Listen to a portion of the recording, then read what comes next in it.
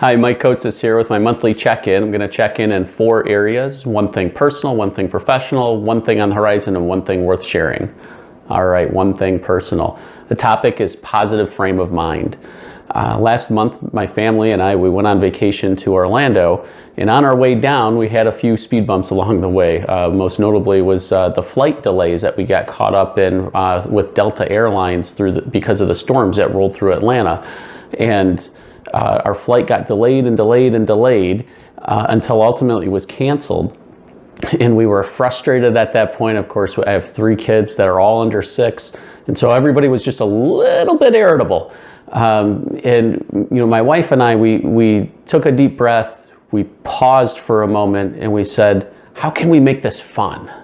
How could we make this good? What good can come from this? And once we did that, it helped open up our creative potential. We ended up rebooking a flight on a different airlines early the next morning. Unfortunately, we had to camp out at the airport, but we made that fun. We made it into the adventure of camping out at the airport. And so the kids loved it and they had a lot of fun. Yeah, we were tired, but it was fun. And we ended up extending our trip by a day and a half as well. So some other great things came out of it. This made me think that, what frame of mind are you and your teams in when you're trying to solve problems, when you're having meetings? Are you in a positive frame of mind? If you're not opening yourself up to the most creative potential that you have. Take a look at this blog that I wrote down below about the power of the check-in and helping your team to get in a positive frame of mind. One thing professional. The topic is team conflict. In most teams, there is natural points of conflict across the teams, but we always don't realize it because we're in the heat of the battle on a day-to-day basis. For example, sales and finance are typically in conflict just because of the way that they are naturally wired.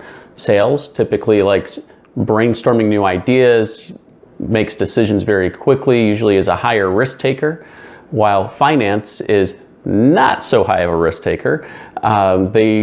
They're really good at setting up routines and repeatable tasks and are very analytical typically. And so there are these natural points of conflict in that relationship. Well, in working with teams, I found, and this will hopefully help you, that there are several different assessments such as Myers-Briggs, DISC, Colby, and even getting into emotional intelligence that really help teams identify those sources of conflict in their relationship to help them become a better, healthier, cohesive team and to harness that energy for a decision for the greater good of the company. Take a look at the link down below with more information on how to use some of these assessments with your team. One thing on the horizon, the topic is becoming your best. I've recently found that we're almost halfway through the year now, and I've met with several leadership teams of businesses on our introductory meeting. And in that introductory meeting, I've asked the team, the question is, what are your goals for the year? Are you on track with them? And lo and behold, I get different answers from the team, not only of whether they're on track, but what the goals even are.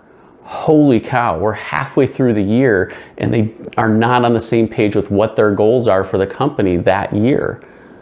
Think about this for your team. Are you on the same page with the goals for your company? And are you on the same page with the progress of where they're at? Take a look at this article down below about the simple secret in helping your team to become your best. One thing worth sharing, the topic is Primal Leadership. It's a book by Daniel Goleman about emotional intelligence and using it in a way that will help you to lead others very impactfully. So he talks about in the book emotional intelligence in 4 areas, being self-awareness, self-management, social awareness, and relationship management. And when he talks about each of these, it helps people to identify, number 1, in self-awareness, being aware, just simply aware of what you're feeling, what your emotions are at any point in time.